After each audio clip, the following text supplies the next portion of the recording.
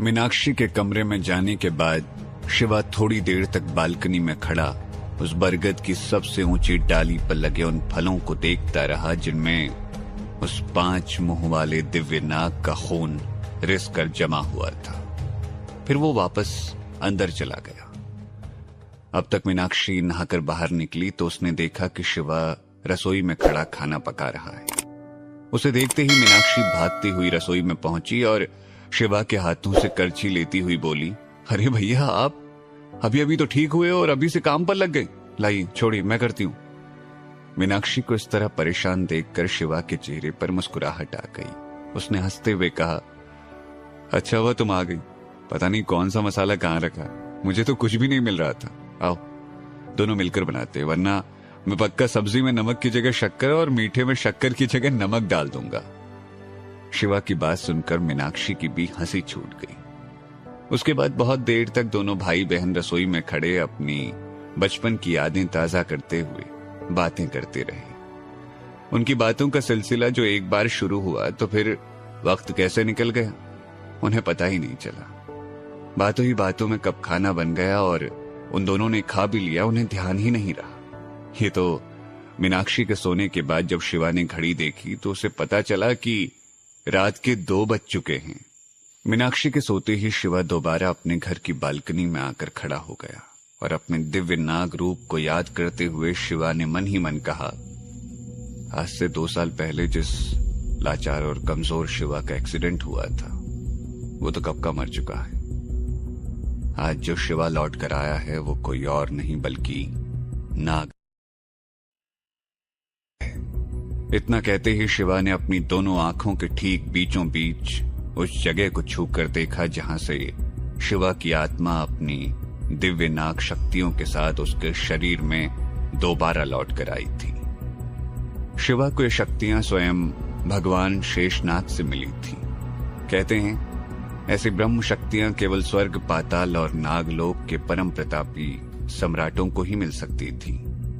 नागलोक में शिवा ने नागराज तक्षक की मदद से 2 सालों में 2000 साल की कठोर तपस्या का फल प्राप्त किया था।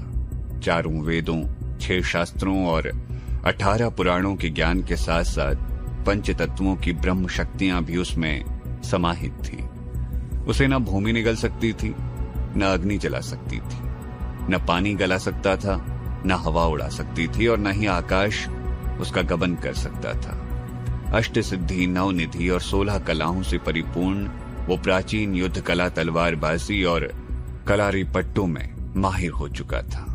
उसका शरीर वज्र की तरह मजबूत बन चुका था जिसे गोली तो क्या मिसाइल भी भेद नहीं सकती।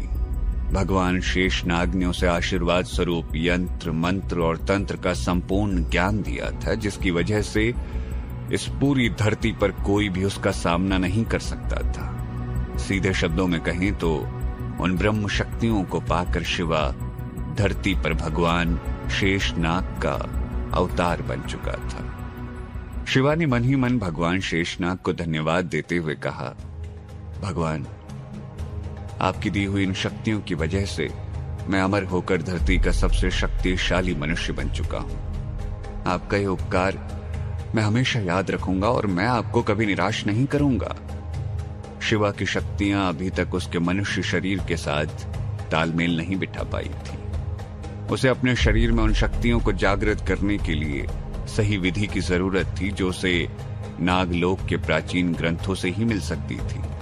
इसीलिए शिवा ने अपनी आंखें बंद कर नागलोक के प्राचीन ग्रंथों का ध्यान किया और उनमें अपनी शक्तियों को जागृत करने की विधि ढूंढने लगा। लेकिन उसे उन प्राचीन ग्रंथों में ऐसी कोई विधि नजर नहीं आई जो उसके काम आ सके।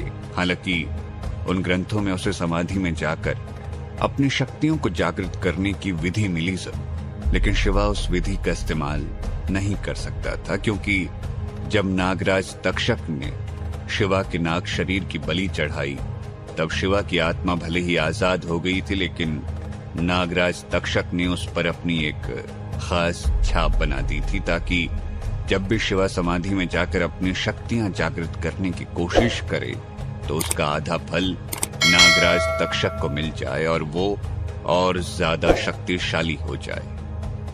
अपनी आत्मा पर बनी उस छाप को याद करते हुए शिवा ने मन ही मन कहा, स्वर्गलोक और पाताल लोक के सम्राटों ने भी यही गलती की थी।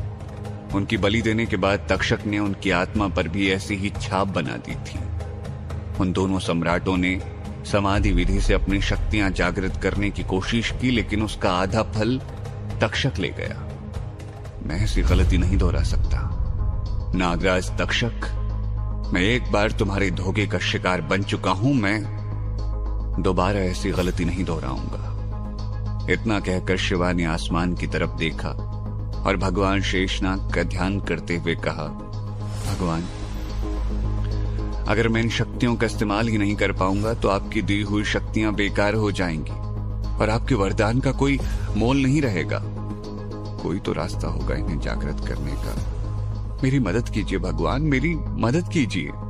तभी अचानक वहां तेज तूफानी आंधी चलने लगी और आसमान में दिल दहला देने वाली बिजलियां कड़कने लगी। ऐसा लगने लगा मानो आसमान का सीना चीरती ये बिजलियां पूरे शहर पर अपना कहर बरपा रही हैं। आम लोगों के लिए तो ये गड़गड़ाहट सिर्फ बिजलियों की गड़गड़ाहट थी, लेकिन शिवा को इन बिजलियों में एक धीमी सी आवाज सुनाई देने लगी और उसने चौंकते हुए कहा, कौन है जो मुझसे बात करने की कोशिश कर रहा है? तभी शिवा को अपनी आंखों के ठीक बीचों बीच अजीब सा दर्द और जलन महसूस होने लगी। एक पल के लिए उसे लगा मानो किसी ने उसकी दोनों आंखों के बीच में गर्म लोहे का सरिया चुभो दिया हो और शिवा उस दर्द को महसूस करते हुए कराहने लगा। तभी अचानक शिवा के कानों में एक जानी पहचानी सी आवाज सुनाई दी, घबराओ मत शिवा, तुम इस धरती पर मेरा अवतार हो, मैं तुम्हें कुछ नहीं होने दूंगा। दरअसल शिवा की पुकार सुनकर